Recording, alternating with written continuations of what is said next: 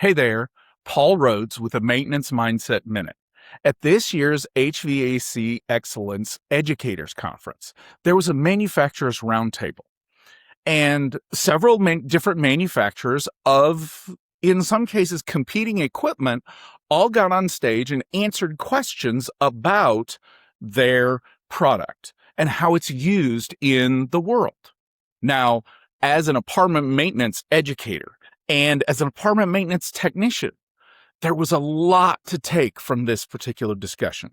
A couple of things that they pointed out was that if good equipment is being produced, which, okay, it is, if it's being produced, are the technicians that are being produced good components as well? Now, this is not to dehumanize us as technicians.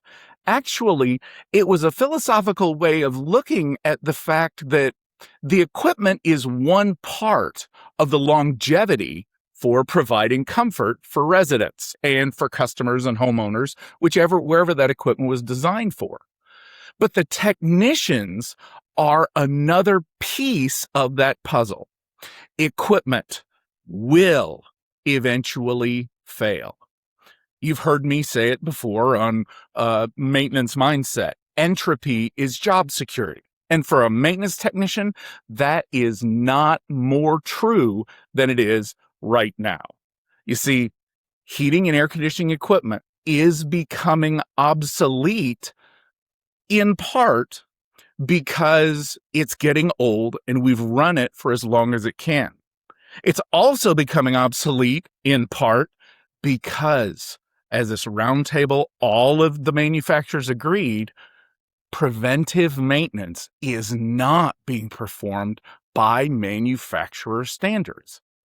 Another thing that they pointed to is that quite frequently, whenever an issue is reported with their equipment, technicians go for the most obscure and the most expensive part first, bypassing foundations.